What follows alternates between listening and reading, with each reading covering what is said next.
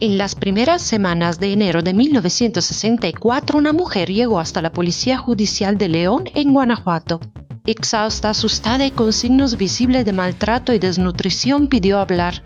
Sus palabras fueron sencillas, pero lo que relató sacudió a quienes la escuchaban. Había sido retenida y obligada a entregarse a hombres a cambio de dinero en un rancho cercano. Contó que no le permitían salir, que la vigilaban día y noche y que solo consiguió escapar por una abertura en la pared. Aseguró que ahí quedaban más mujeres, sometidas bajo el control de unas hermanas. Cuando las autoridades irrumpieron en la propiedad señalada, encontraron mujeres en condiciones insalubres, débiles, con aspecto descuidado y prendas desgastadas. La policía detuvo a las hermanas que administraban el lugar, pero lo que parecía el fin de una pesadilla en realidad era apenas el inicio. Todavía faltaban más horrores por descubrir. Así comenzó la historia más escandalosa y sórdida de la crónica criminal mexicana. La denuncia de Catalina Ortega fue el hilo que, al jalarlo, dejó al descubierto una red que había operado durante años. Su testimonio se convirtió en la pieza clave para que jueces, peritos y periodistas reconstruyeran paso a paso lo que estaba oculto a plena vista.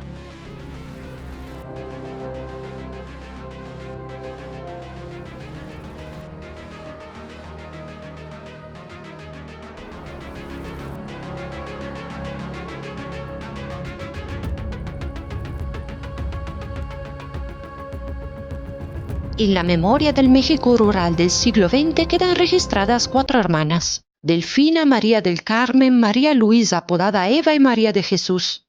Nacieron entre 1905 y 1917 en El Salto, en Jalisco, pero la falta de acceso público y sencillo a las actas oficiales han generado discrepancias sobre su verdadera edad o lugar de nacimiento, sin contar que muchas partidas fueron manipuladas o falsificadas. Pero todas las fuentes coinciden en que crecieron en un entorno de violencia. Sus padres eran Isidro Torres y Bernardina Valenzuela, originarios de Santa Ana de Juanacatlán, en Jalisco.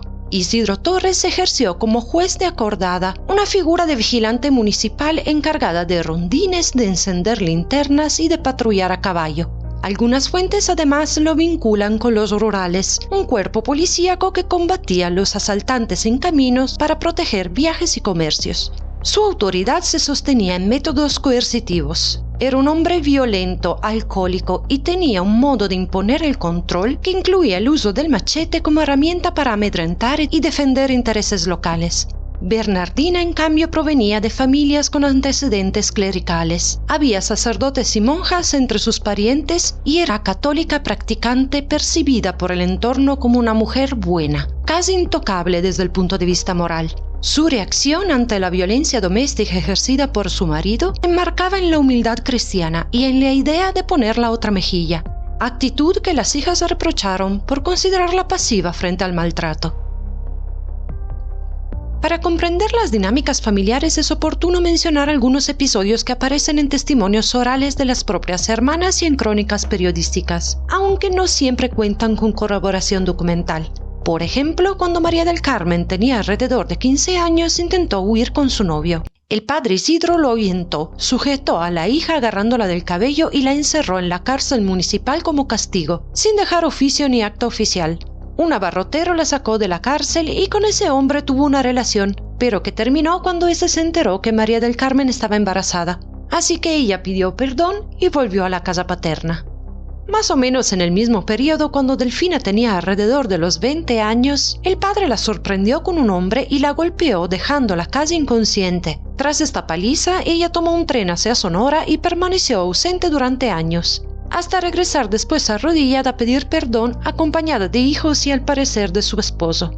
Otra anécdota ve como protagonista a la hermana menor María de Jesús, que aproximadamente a los 13 años fue víctima de abuso sexual por parte de un vecino y su padre la obligó a casarse con este hombre. Poco después ella lo abandonó y buscó refugio con Delfina, llevando de ahí en adelante una vida de relaciones intermitentes y regresos a la casa paterna.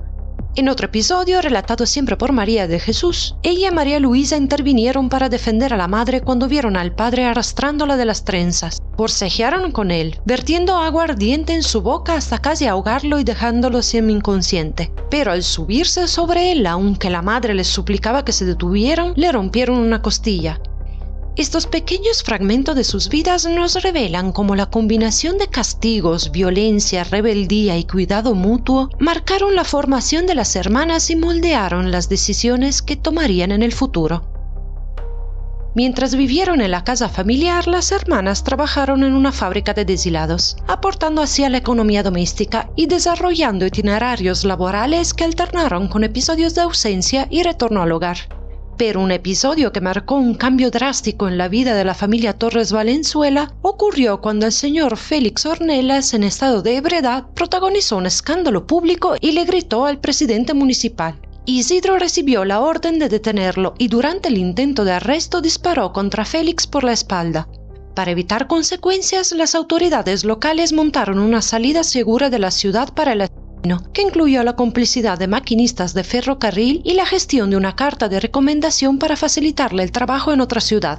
Isidro Torres adoptó entonces el nombre de Andrés González y la familia fue trasladada en El Salto de Guanacatlán. Como parte de este arreglo, las hijas fueron registradas con apellidos distintos. Por ejemplo, María de Jesús pasó a llamarse Manuela González Valenzuela, reflejo de la ambigüedad documental que seguiría caracterizando sus identidades. La suma de estos elementos, como la violencia intrafamiliar, la religiosidad de la madre Bernardina y la actuación pública e ilegal del padre Isidro, configuran el contexto en el que las hermanas crecieron. La década de los años 30 cerraba con la familia ya asentada en El Salto, pero esta no era una familia común. En torno al 1938, Isidro Torres, quien ahora se hacía llamar Andrés González, inauguró una tienda de abarrotes, pero que pronto amplió su actividad, que empezó a funcionar también como cantina. Esta se convirtió en el corazón del negocio familiar, pero con el tiempo empezó a transformarse en algo más que una cantina. Tras la barra y los barriles fueron apareciendo pequeños espacios discretos en la parte trasera, cuartitos íntimos que poco a poco dejaron de ser meros alojamientos provisionales para convertirse en piezas clave del comercio. Con estas recámaras en juego, el establecimiento dejó de ser una cantina corriente y se convirtió en burdel. Ahí Isidro, ahora Andrés, con su imponente figura y un machete en la mano, controlaba la entrada, supervisaba a las mujeres y vigilaba cada movimiento en el local. Mientras tanto, sus hijas empezaban a delinear sus propios territorios dentro de la estructura familiar. María del Carmen abrió su propia cantina junto a su amante Jesús Vargas, apodado El Gato. La historia de esta asociación terminó en traición, ya que Vargas abandonó el negocio y se llevó el dinero recaudado, obligando a Carmen a regresar al hogar paterno con sus hijos y reincorporarse al comercio familiar. María Luisa, conocida como Eva, buscó independencia económica temporalmente junto a su esposo Moisés Gómez y su hijo Ramón. Rentó un local en Puente Grande, en Jalisco, para proyectar películas. Y aunque el negocio prosperó al principio, las constantes tensiones con el dueño del local culminaron en una agresión armada. María Luisa se vio obligada a regresar con el padre, mientras que Ramón emigró a Estados Unidos, desde donde le enviaba dinero a su madre. Fue en estas cantinas con habitaciones discretamente integradas donde se empezaron a sentar las bases de lo que sería un esquema más sistemático de explotación. Los roles dentro de la familia eran claros. Andrés, como propietario y gestor, imponía autoridad y vigilancia. Delfina asumía el control operativo, organizando las habitaciones y supervisando a las mujeres. María Luisa trabajaba en la caja, administrando el flujo de dinero. Y María del Carmen manejaba la cocina y la contabilidad informal, anotando deudas y pagos. Carmen llevaba las libretas donde se anotaban las ganancias de las mujeres y sobre todo sus deudas. Pero estas no eran simples cuentas. Obligaba a las prostitutas a comprarle todo lo que necesitaban para su trabajo, como maquillaje, ropa, zapatos e incluso alimentos. De manera que gran parte del dinero que ellas ganaban terminaba fluyendo hacia sus manos. La hermana menor, María de Jesús o Manuela, todavía no tenía un rol definido dentro del negocio familiar. A principios de los años 40, las hermanas empezaron a expandir su modelo de negocio hacia ferias itinerantes, como la de San Juan de los Lagos. Allí rentaron una carpa y montaron un aparato de promoción ambulante que incluía un hombre en zancos con bocina, recorriendo la feria para atraer clientes y eventualmente reclutar mujeres. Fue en esta feria en 1941 cuando Delfina desplegó lo que se identifica como el primer Guadalajara de noche. No se trataba de un edificio fijo, sino de un montaje temporal. La familia rentó 2 espacios al alcalde de San Juan de los Lagos, uno acondicionado como cantina y salón de baile con armazones de madera, y el otro dividido con sábanas y lonas para las habitaciones. La promoción era tan llamativa como improvisada. El hombre en zancos atraía la atención de la multitud y señalaba la entrada a quienes podían convertirse en clientes o en nuevas integrantes del esquema. Delfina contaba con la colaboración de su hijo Ramón, homónimo del hijo de la hermana María Luisa, que llamaremos con su apodo para no confundirlos, el Tepo. El Tepo suele abreviarte por 8 para indicar una persona que bebe en exceso. Este era el primogénito de Delfina, que tenía otras 2 hermanas, Guadalupe y Estela, pero que no participaban en los negocios familiares. El Tepo se convirtió en una pieza clave dentro de la red. Su rol incluía supervisar la entrada y salida de clientes, vigilar a las jóvenes y mantener el control de las trabajadoras. Y cuando era necesario intervenía con violencia. También se encargaba de entregar sobornos a policías y asegurarse que clientes o rivales no armaran problemas. Las crónicas lo describen como la mano dura de los negocios de Delfina. Intervenía en peleas, usaba armas y ejercía un control estricto que permitía a la madre operar con relativa seguridad en un entorno bastante complicado. Este formato ferial ambulante y temporal funcionó como prototipo. Permitió probar la logística de reclutamiento, la visibilidad pública y la organización de los espacios. El éxito fue inmediato y la experiencia sirvió para afinar estrategias de control y promoción que luego serían replicadas en otros contextos. Este esquema no solo generaba ingresos, sino que también consolidaba su influencia y visibilidad en el entorno social. Pero diversos testimonios sugieren que la red de las hermanas no habría podido operar sin la intervención directa o por omisión de las autoridades sanitarias. Agentes de salubridad certificaron a mujeres fuera de la edad legal y aprobaron controles que presentaban irregularidades evidentes. Y lo que debía ser un mecanismo de supervisión se convirtió en una forma de encubrimiento administrativo. Estas huellas de complicidad estatal explican en parte cómo el sistema pudo sostenerse en un principio. Pero entre 1935 y 1940 el marco legal mexicano pasó por un cambio importante. Antes la prostitución estaba regulada mediante inspecciones sanitarias y fiscalización formal, con campañas antivenéreas que buscaban controlar los espacios de asignación. Sin embargo, hasta finales de los años 30 y comienzo de los 40, la explotación sexual empezó a ser penalizada, aunque su práctica continuó de manera extendida. La aplicación de la ley era desigual.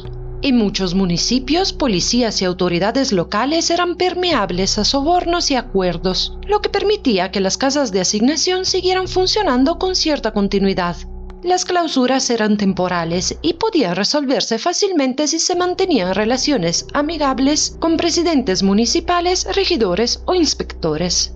Este escenario de represión formal pero ejecución laxa permitió que las hermanas consolidaran sus negocios y expandieran sus operaciones con relativa libertad, aprovechando las fisuras del sistema legal. La muerte de María del Carmen, presuntamente a causa de un cáncer en 1949, marcó un quiebre profundo en la dinámica familiar. Pero no fue la única pérdida ese año. Bernardina, la madre, también falleció, y la pérdida de referente materno removió la contención moral que había parcialmente limitado las decisiones más agresivas del padre y las hijas. La ausencia de esta figura facilitó un cambio en la estructura del negocio y la familia. Andrés González adquirió aún más protagonismo, mientras que las hermanas empezaron a tomar decisiones empresariales que escalarían a la violencia y consolidarían la red de explotación que las haría tristemente célebres. Era un momento de transición, la legalidad estaba en su contra, pero la práctica local todavía era flexible y la familia supo aprovecharla. Los sobornos y la gestión eficiente de los locales permitieron que el negocio creciera, incluso bajo el escrutinio de la ley. En marzo de 1950, María de Jesús, conocida como Manuela, inició un nuevo intento de negocio en León, Guanajuato. Primero abrió un local que llamó Casablanca, pero el proyecto no prosperó. Poco después compró y trasladó su actividad a otra casa que quiso bautizar la Barca de Oro. Sin embargo, la clientela ya conocía esa propiedad por el apodo del dueño anterior, un hombre homosexual conocido en la zona llamado el Poquianchis. Aunque Manuela intentó imponer su propio nombre, la reputación previa del inmueble se impuso y el local comenzó a ser conocido popularmente como el Poquianchis. Con el tiempo, ese sobrenombre se extendió para identificar a las hermanas y sus establecimientos en otras ciudades. A finales de 1950, la familia sufrió otro golpe abrupto: la muerte del padre Andrés. La versión más documentada identifica a Moisés Gómez como el autor material. Según este relato, Moisés fue a buscar a la esposa María Luisa por motivos relacionados con los negocios, y al encontrarse con Andrés tuvo una discusión con él y le disparó. Tras el hecho, la policía interrogó a María Luisa, quien fue retenida temporalmente antes de ser liberada. Existe además una versión alternativa que circuló entre testigos cercanos al entorno familiar, o sea que cuando llegó Moisés se produjo una balacera y Ramón, de manera posiblemente accidental, habría disparado hiriendo al abuelo Andrés. Los registros muestran que aunque hubo detenciones provisionales, no se documenta una sentencia penal concluyente ni en contra de Moisés ni de Ramón en relación con este homicidio. Pero la muerte de Andrés González no detuvo el curso de los negocios, simplemente desplazó el eje de mando. Con su salida de escena, las hijas asumieron el control total de las operaciones y de los recursos familiares. Los negocios pasaron a mano de mujeres que ya conocían los mecanismos del comercio y el trato con las autoridades. En la práctica no hay una herencia clara y única que explique la sucesiva expansión de las hermanas. Lo verosímil y lo que mejor encaja con los datos es que la capitalización fue gradual y compuesta. El negocio familiar ofreció un punto de arranque y ciertos recursos como dinero en efectivo o mercancía muy bien pudieron transmitirse de forma informal, en vez de mediante una herencia inscrita en notaría. Las ganancias provenientes de las ferias y de las cantinas que ya manejaban se reinvirtieron metódicamente, y sobre esta base se suman inyecciones puntuales de recursos provenientes de amantes y protectores de las hermanas, además de las utilidades que generaba el sistema de deudas con las trabajadoras del burdel.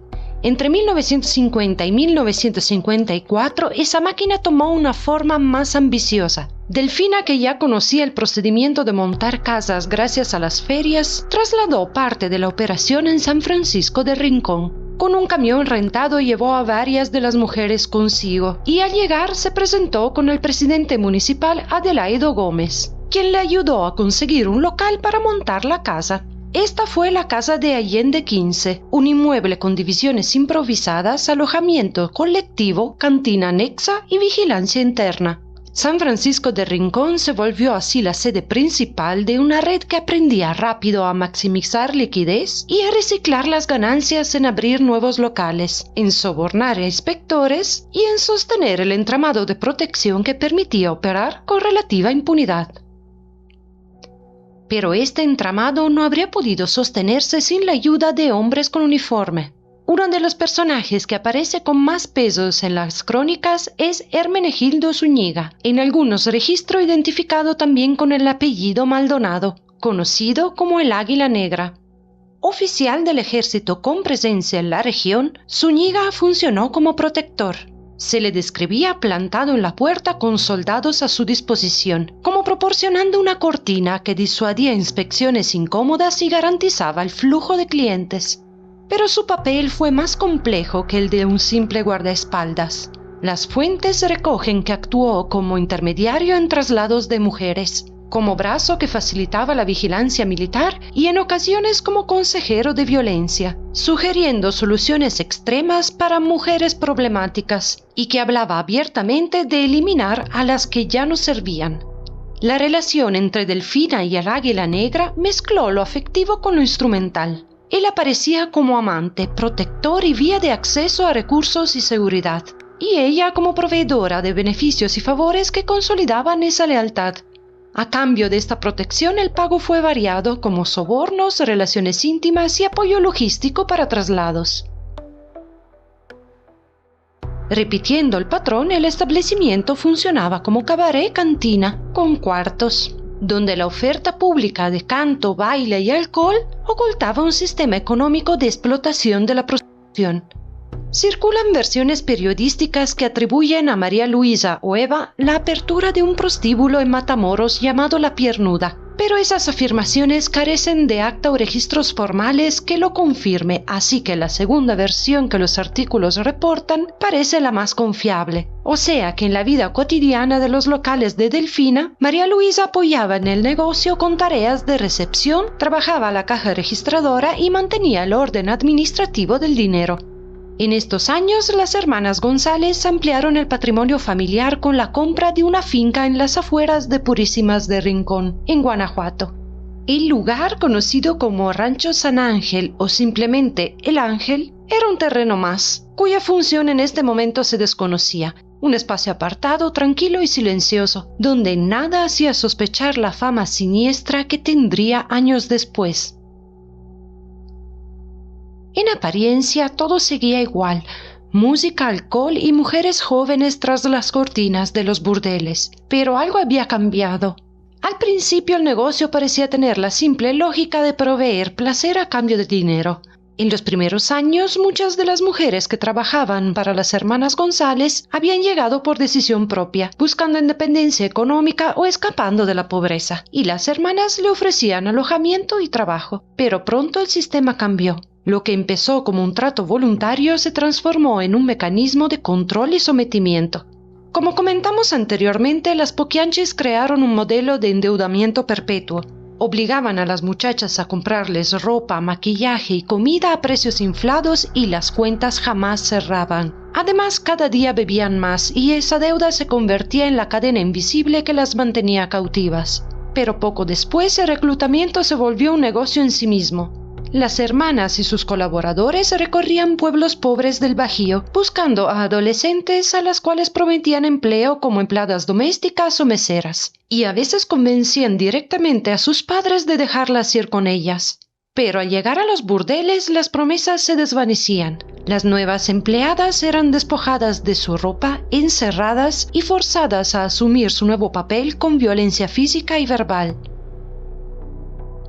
El control cotidiano era estricto. Nadie podía salir sin permiso. Las mujeres eran vigiladas por otras pupilas de confianza, mozos o choferes.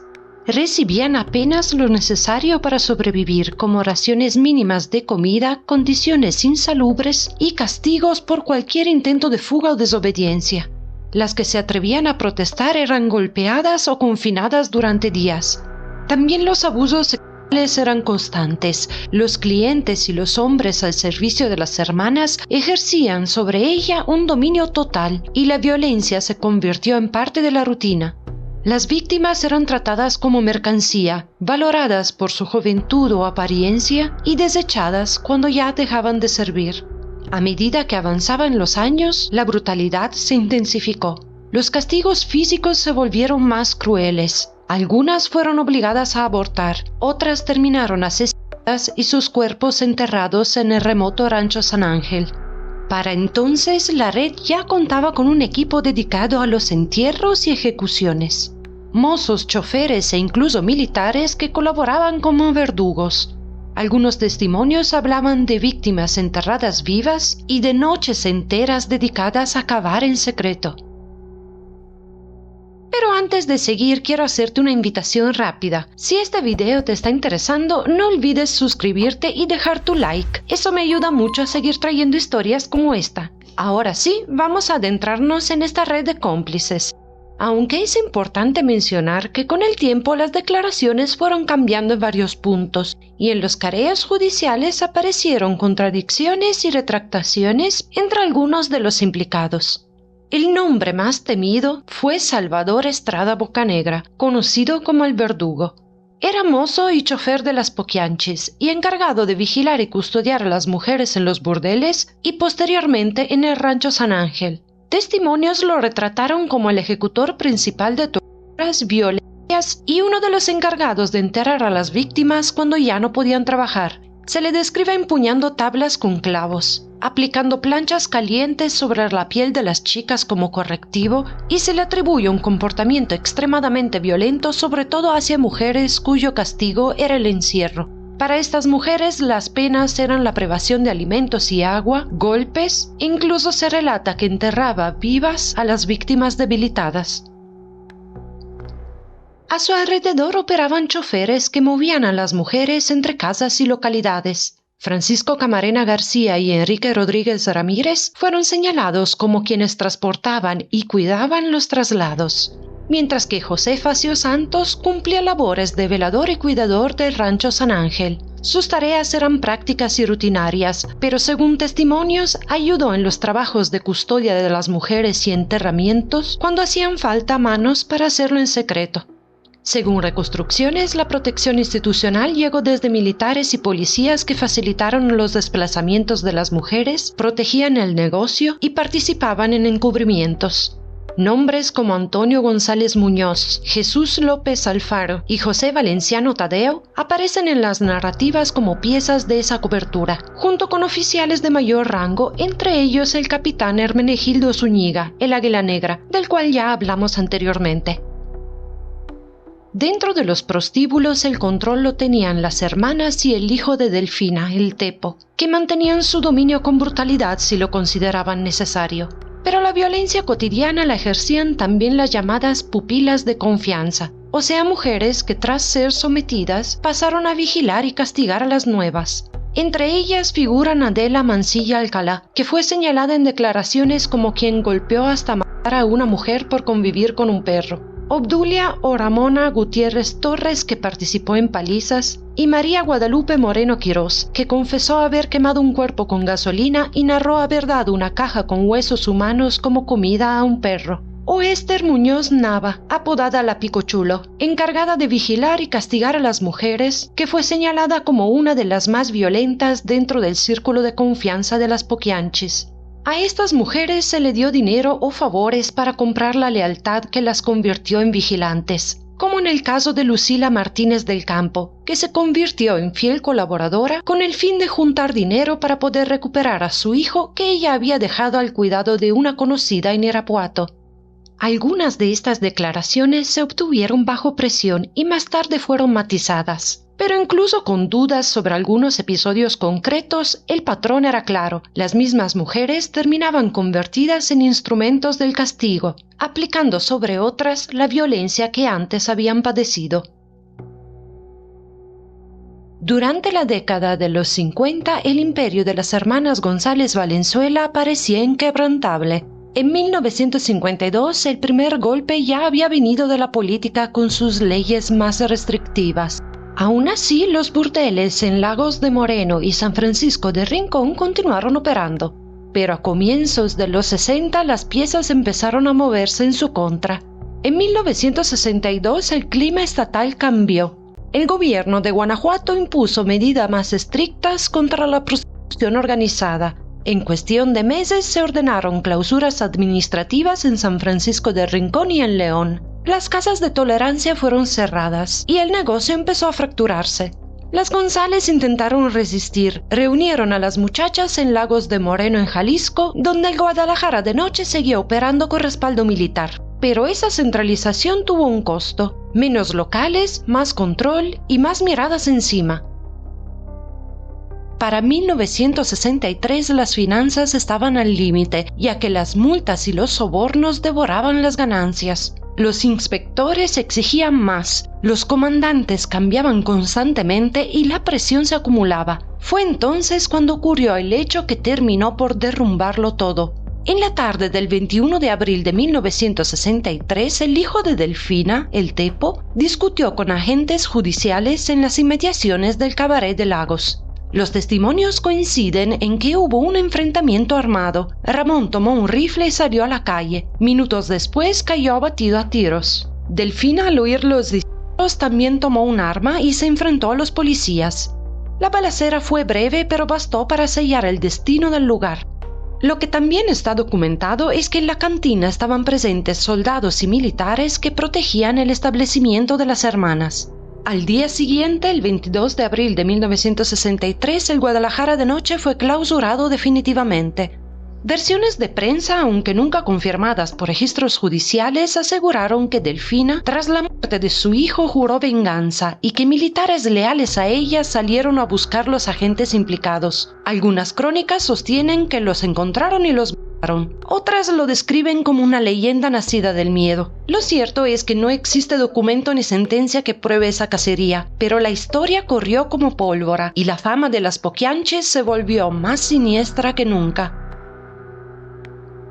Después de este episodio no quedó nada. Los locales en Guanajuato estaban cerrados. Las autoridades ya no aceptaban sobornos y los militares que antes las protegían enfrentaban órdenes de desarme en un contexto de depuración por corrupción dentro de los cuerpos locales. Sin dinero ni refugios, las hermanas trasladaron a las mujeres a la casa clausurada de la calle Allende número 15, en San Francisco de Rincón. De ahí pasarían a la finca San Ángel, un lugar rural y apartado donde creyeron que podrían esconderlas y seguir explotándolas lejos de las miradas oficiales. Pero la reclusión fue el principio del fin. En estos meses la economía del grupo se desmoronó. Ya no había clientela ni ingresos, solo gastos y miedo, y lo que antes se resolvía con dinero ahora se resolvía con violencia. Las leyes habían cambiado, los sobornos ya no servían y la balacera había destruido su último refugio público.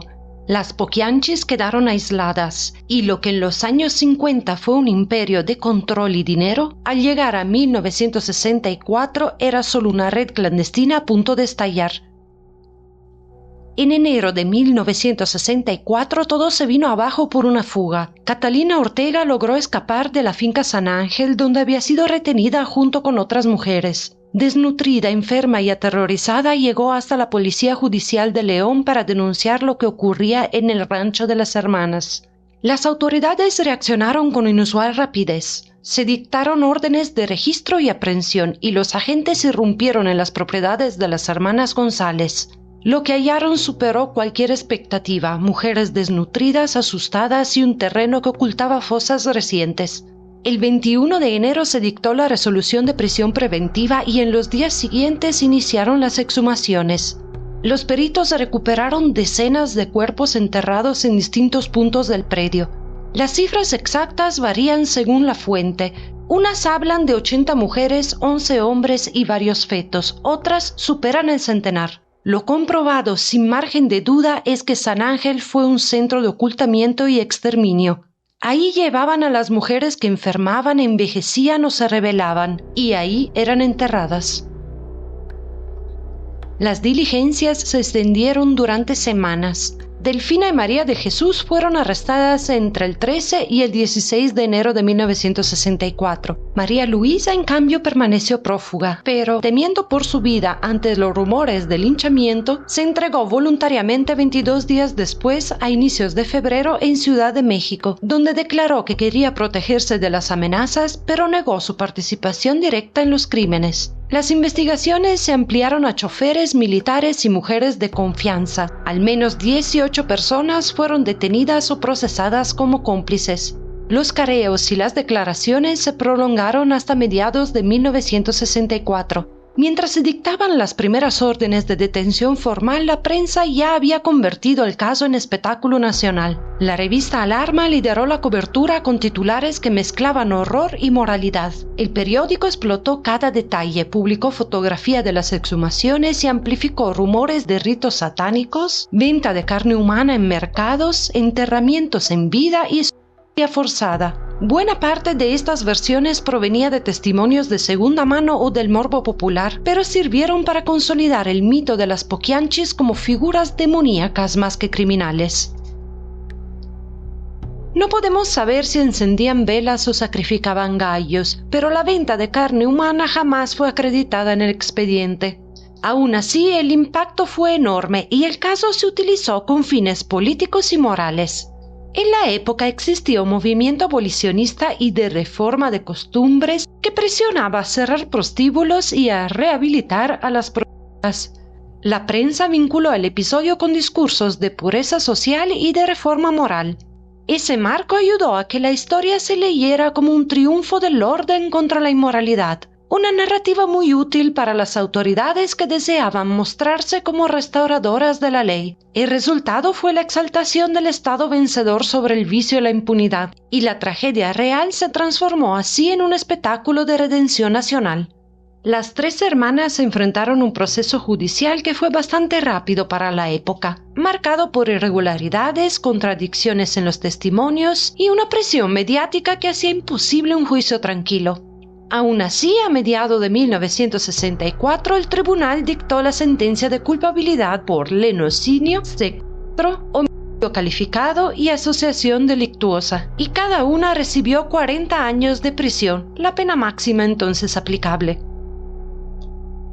Los otros 18 cómplices, como choferes, mujeres de confianza y militares, recibieron penas que iban de 6 a 35 años, dependiendo de los cargos probados. La vida en prisión reveló otros rostros de las Poquianchis. Delfina, la mayor, mostró un temperamento errático. Por ejemplo, se negaba a firmar documentos, gritaba por los pasillos y se mordía los pulgares hasta sangrar para evitar que le tomaran las huellas. Murió en octubre de 1968 tras un accidente en el penal. Un obrero que estaba haciendo unas reparaciones dejó caer un cubo de cemento que la golpeó en la cabeza.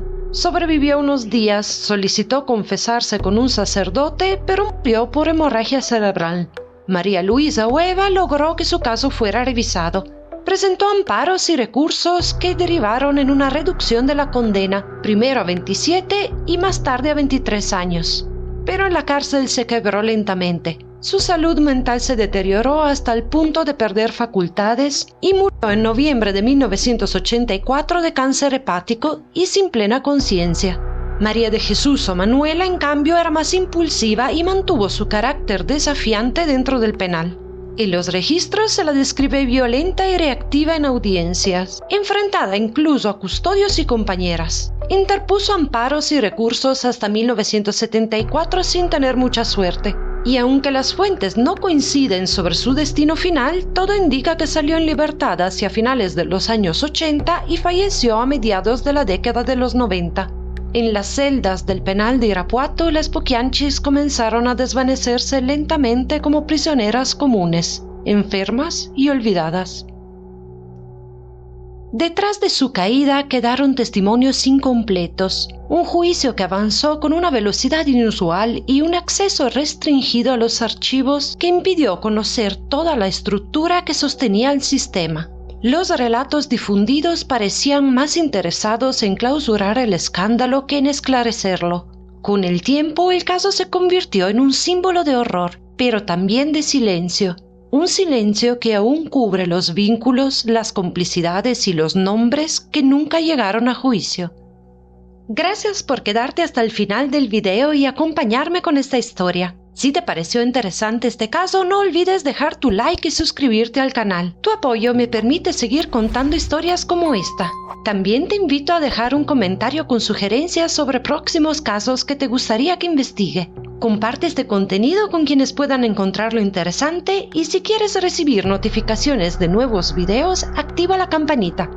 Un saludo y nos vemos en la próxima investigación.